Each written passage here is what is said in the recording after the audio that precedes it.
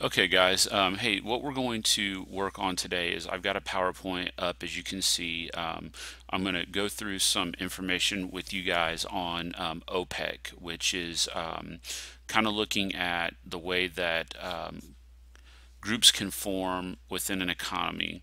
And if you remember what we talked about on Friday of last week, we spent time going through and talking about GDP and gross domestic product and how that's an economic indicator and how governments will use numbers like that, inflation, deflation, unemployment rate, and a number of other things to kind of measure the health of an economy. So overall, the things that we've been talking about are the ways that economies are affected by government and business and all these other aspects that can impact the way that an economy works and focuses. So I'm going to go through some basic stuff with you to kind of set up talking about this group called OPEC, because again, this is something that you're going to see on your social studies I-step test. So as I go through this PowerPoint with you, you should have a sheet that I left directions for you on my big campus that you'll fill out. That sheet will be your arrival ticket into class on Tuesday. So let's go ahead and take a look at this here.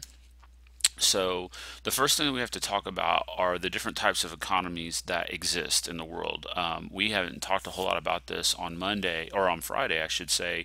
You know, we focused on the United States economy. We talked a little bit about China, but what you guys have to understand is that there are different types of economies. So the three that you need to be familiar with are free market, command, and mixed. Now you might ask yourself the question, well, what does that mean? What are those types of economies? Well, a free market economy is where the government has almost no influence at all.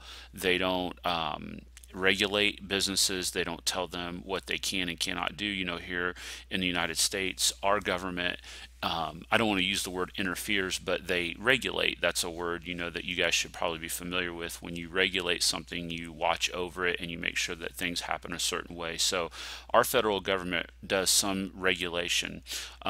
In a command economy, it's total government involvement. They dictate and tell businesses a lot what they can do and cannot do. A lot of industries are government owned, like, for example, a country like Cuba or Iran.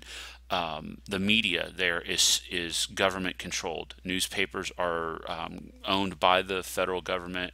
There isn't like the Indianapolis Star or the Detroit Free Press or the Chicago Tribune like there is here in the United States. It's a federal newspaper, and the government tells the newspapers what to print and what to say.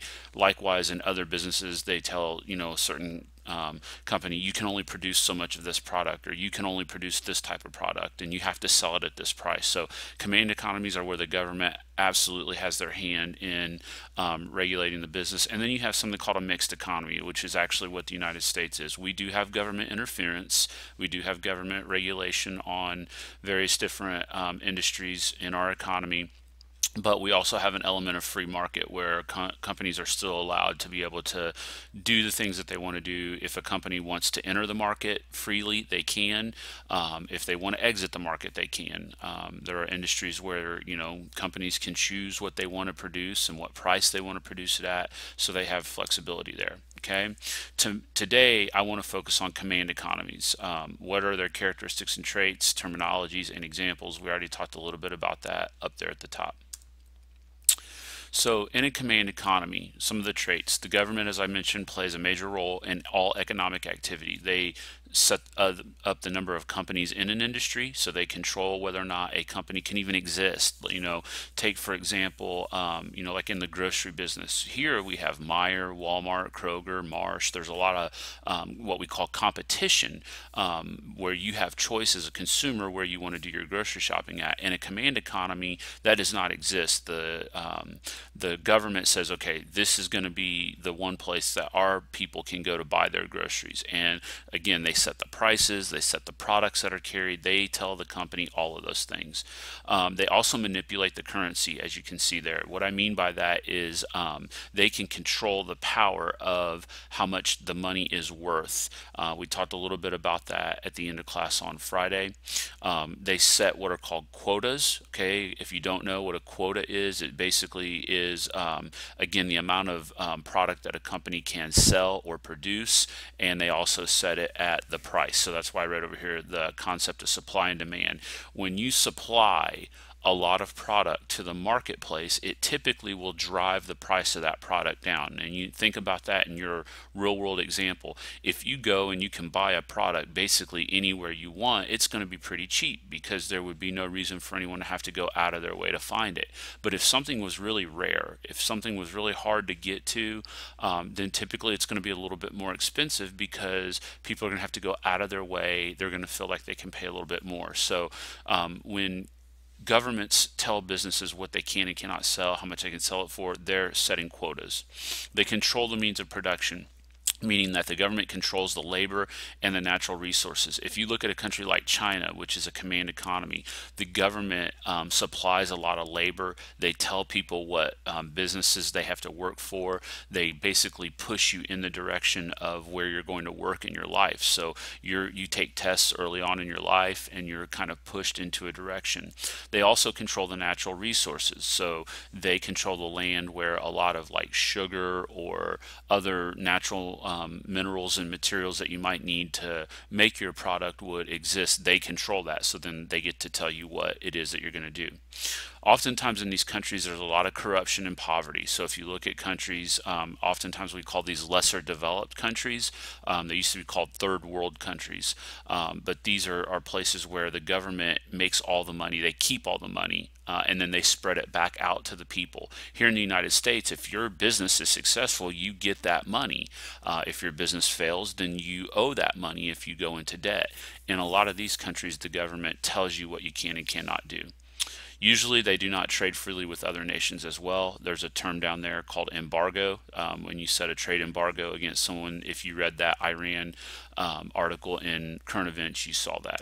Okay, so here are some examples of command economies. Again, a lot of these governments are socialist or communist nations like Venezuela, Cuba, China, and then the Middle East nations, which is where we're going to focus, and we're going to talk about something called OPEC. Okay, what is OPEC? OPEC is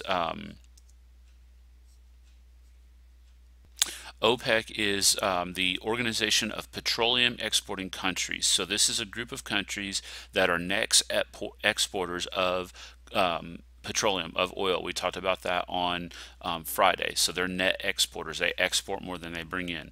There are 12 nations included in the organization. And it is a textbook example of something called a cartel. And so as some of you guys mentioned on Friday, or you may have heard, like, the Mexican drug cartels. Well, what does that mean? Obviously that is really illegal because of the activity. Oil producing isn't illegal, but the fact that it is a cartel, here in the United States we do not allow them. And so what a cartel is it's a combination of independent commercial or industrial enterprises designed to limit competition or fix prices. So just to kind of go back and break that down, independent commercial or industrial enterprises just means businesses. That's just a fancy way of saying it's a group of businesses or big companies that come together.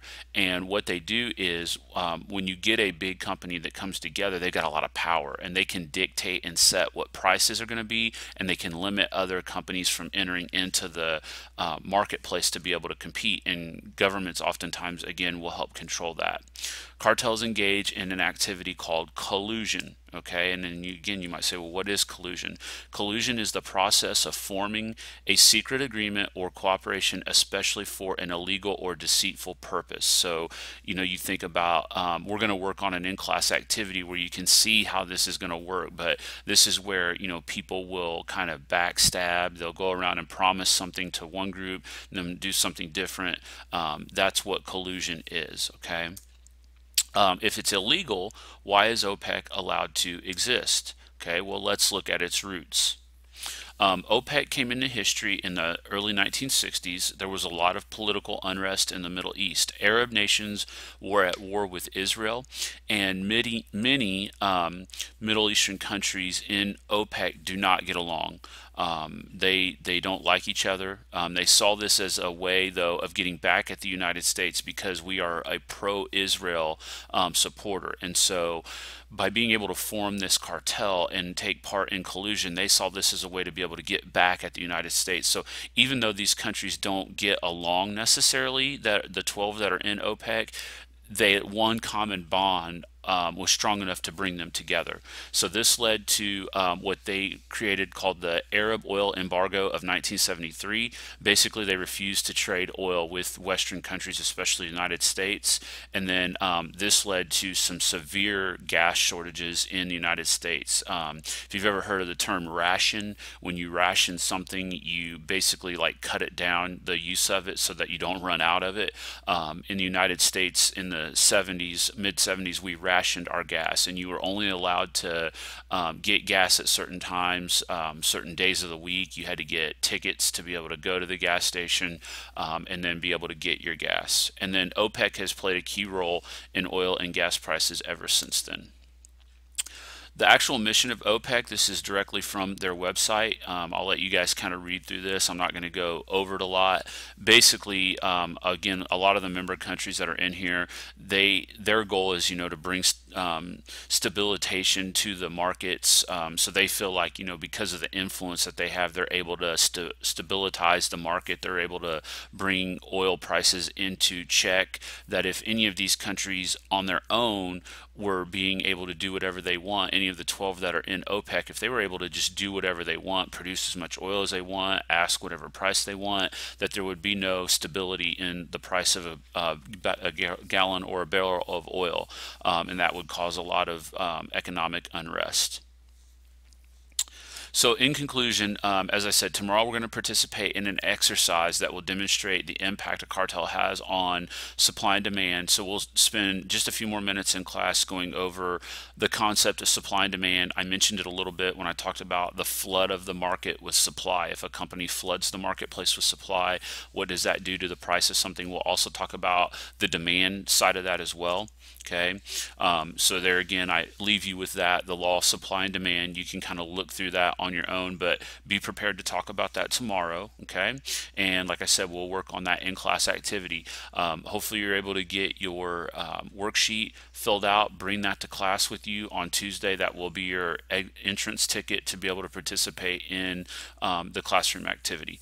If you have any questions, save them for class, or you can try to send me a message on my big campus.